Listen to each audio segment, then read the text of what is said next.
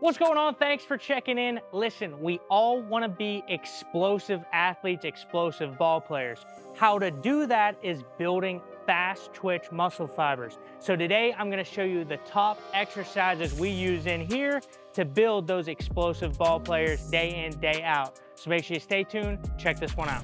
When looking to build explosive fast twitch muscle fibers, the best method that comes to mind is what they call the contrast method. The contrast method is pairing a heavy max effort or absolute strength exercise with a lighter or underload exercise. Essentially, what this does is trick your nervous system into producing more power. From a scientific standpoint, we will increase motor unit activation because heavy loads activate high threshold motor units, predominantly consisting of fast twitch muscle fibers. Regular activation of these motor units, especially through heavy lifting, is going to lead to increased efficiency. We can also transform muscle fiber types with the contrast system. Under the influence of high intensity training, muscle fibers can transform from type 1, which are your slow twitch, to type 2, which are your fast twitch. So incorporating heavy loads in contrast training provides the necessary intensity for some of these type 1 fibers to convert into fast twitch fibers. This contributes significantly to speed, power, and strength development. Another big benefit of the contrast method is neuromuscular adaptations we receive. The nervous system plays a pivotal role in muscle contraction. So high-intensity training, such as heavy lifting in contrast training, enhances neuromuscular adaptations.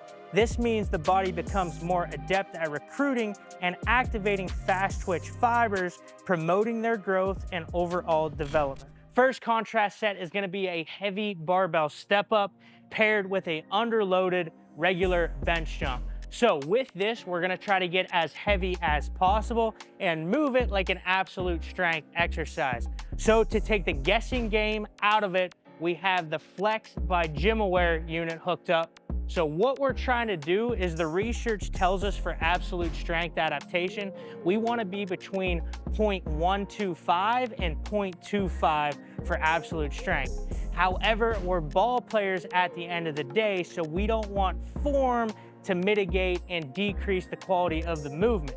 So what I found safe from my experience in here is if we're over that 0.2 and under 0.5, we're sitting pretty for our absolute strength adaptation. So the goal here is to hit 3 reps on each leg at a weight that he's gonna be between 0.2 and 0.5 meters per second on bar velocity. So go ahead and hit it. We have no weight, so you should very easily be able to do it. So how I like this step up is we have the barbell set up with our flex on it. From here, athlete's gonna go ahead, step up.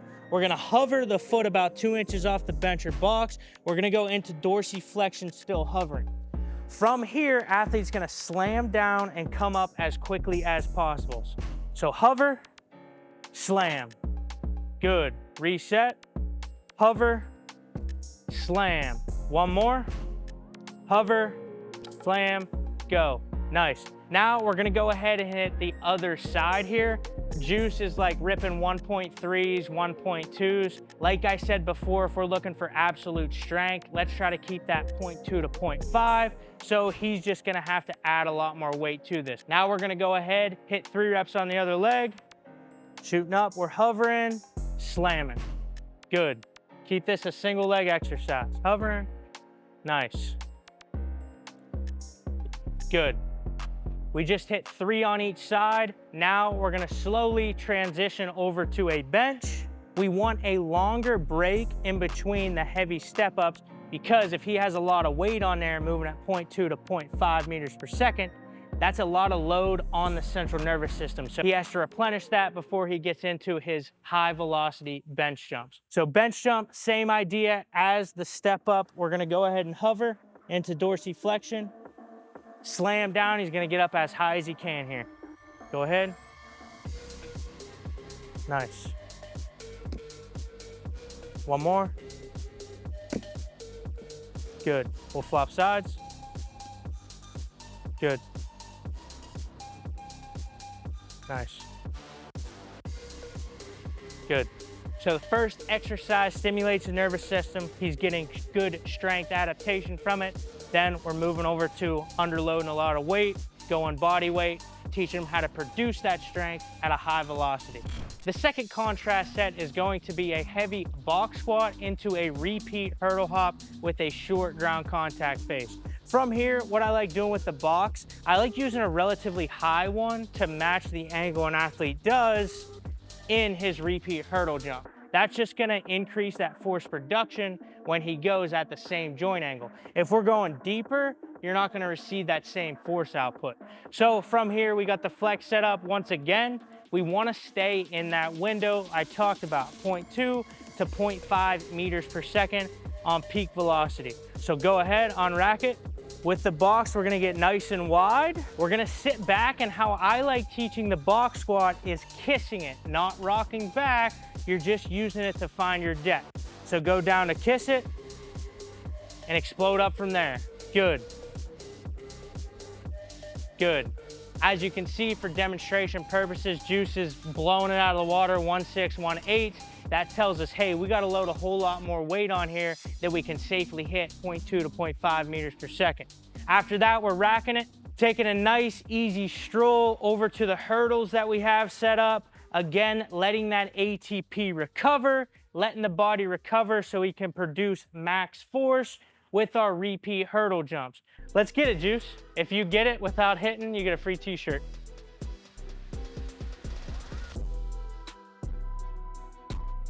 Free t-shirt, free t-shirt.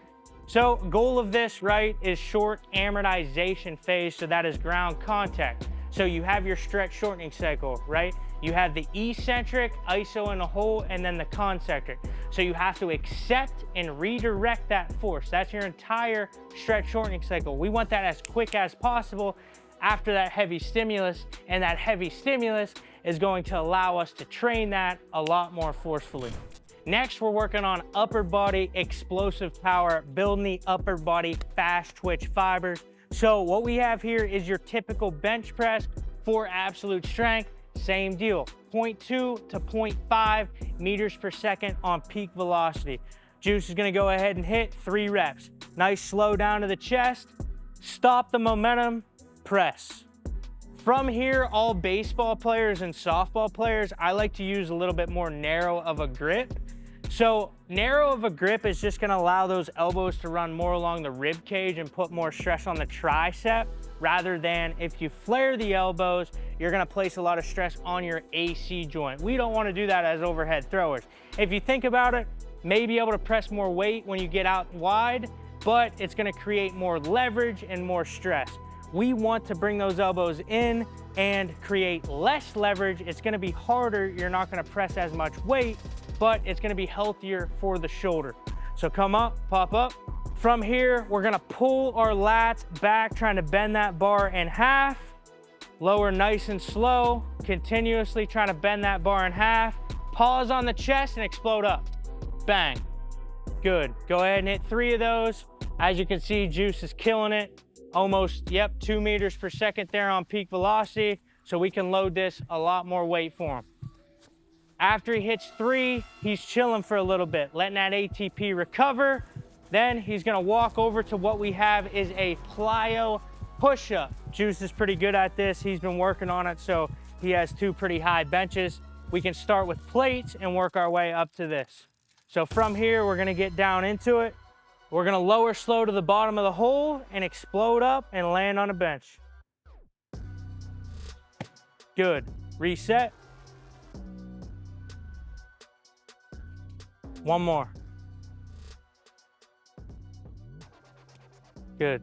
We're gonna rest and then run back through that circuit. So with contrast training like this, everything should be at very high intensity with low volume. So for reps on each exercise, I like to keep it anywhere from 2 to 4 reps. And for rounds, you can go anywhere from 2 to 6 as long as you're taking efficient breaks. A golden rule of thumb is when that bar velocity starts dipping off at the same weight you've been doing on your absolute strength exercise, that's a good point to stop, because we know we're building negative adaptation. And that's why a bar velocity reader is super important to take the guessing game out of it, making sure you're getting bigger, stronger, faster, more explosive, shifting those type 1 fibers to type 2 fast twitch fibers.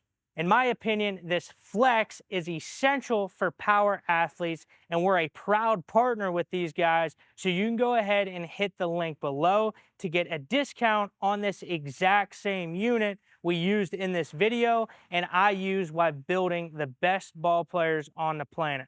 And always remember, we're pumping out weekly content on YouTube, on Instagram, TikTok, Facebook, etc. So make sure you follow and subscribe.